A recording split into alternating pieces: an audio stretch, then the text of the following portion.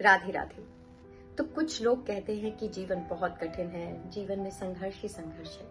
लेकिन मैं कहूँ कि जीवन सरल है। सिर्फ दो ही बातों का तो ध्यान रखना है कि हमें कितना देना है और क्या जग से लेना है ना। सिर्फ लेन देन की तो बातें चलती हैं। अगर हम बूढ़े हो जाएंगे तो सोचिए, लोग हमसे क्या ये पूछेंगे कि आपके पास में कितना बैंक बैलेंस है, या कितने पैसे हैं आपके पास, या कितनी महंगी गाड़ियों में घूमते हैं। लोग सिर्फ आपसे यही पूछेंगे कि आपका स्वास्थ्य कैसा है, आपके बच्चे क्या करते हैं। जीवन को सरलता से जीना ही तो सबसे बड़ी कला है। किस तरह से जी पाएंगे इस सरलता से, वो मेरी आज की कहानी में छुपा है। कठिन है, लेकिन ये कहानियां ही होती हैं जो चीजों को सरलता से बता देती हैं और समझा देती हैं। आज की कहानी में एक भाव छुपा है जिसमें आपको ये समझ आ जाएगा कि जीवन बहुत ही सुंदर है और सरल है। उसको कठिनाइयों से भरा नहीं बनाना, सिर्फ और सिर्फ अपने आप को मजबूत करना है। कैसे, वो आज की कहानी में है। तो कहानी तो सुननी बनती है, तो शुरू करूं।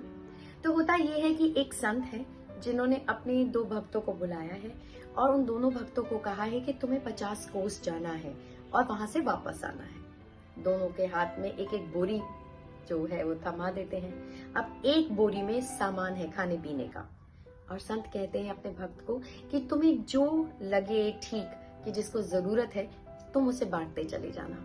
और दूसरे भक्त को कहा कि रास्ते में तुम्हें जो ठीक लगे उसे तुम अपनी इस झोली में भरकर ले आना।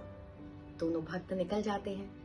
अब जिस भक्त की थैली में सामान होता है वो धीरे धीरे चल रहा होता है, लेकिन वो धीरे धीरे लोगों को मिलता जाता है, उसे बांटता जाता है, तो उसका जो भार है वो कम होता जाता है और धीरे धीरे धीरे धीरे वो अपनी मंजिल तक पहुंचकर वापस आ जाता है। अब जो दूसरी ओर भक्त है जिसकी थैली बिल्कुल खाली थी, वो आराम से चल रहा था, भाग भाग के चल रहा था, लेकिन थोड़ी देर बाद उसको दिखा कि एक उसको सोने की ईंट दिखी है।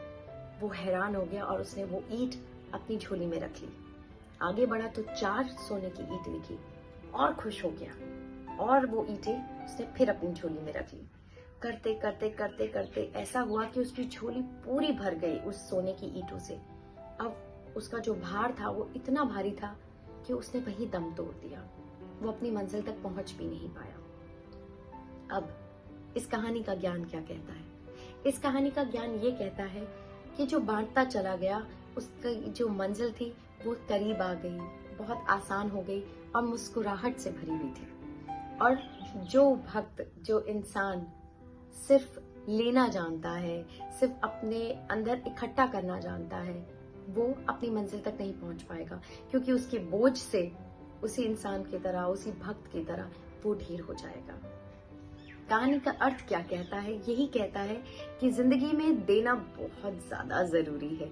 अगर आप बांटेंगे नहीं, देंगे नहीं, या अपने अंदर एक लालच की भावना रखेंगे कि हम किसी की मदद क्यों करें, हम किसी को क्यों सुने, हम किसी को अपना समय क्यों दें, तो जीवन बहुत कठिन हो जाएगा। जीवन में कोई अपनापन लगेगा ही नहीं। सब कुछ ऐसा लगेगा कि सब बनावटी है, सब धोखा है, सब लोग ऐसे हैं। सब लोग ऐसे नहीं हैं, क्योंकि आप ऐसे हो गए हो, इसीलिए आपको सब लोग वैसे ही दिखते हैं। मैंने इस कहानी से क्या सीखा?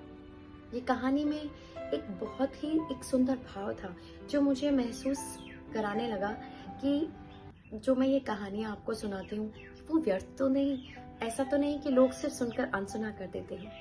लेकिन ये कहानी मेरे सामने आई तो मुझे लगा कि कुछ चीज व्यर्थ नहीं है। अगर किसी एक ने भी मेरी कहानी शेयर करी, या एक ने भी सुनकर अपने दोस्तों को, अपने घर वालों को या अपने बच्चों को सुनाई, तो मेरा काम हो गया।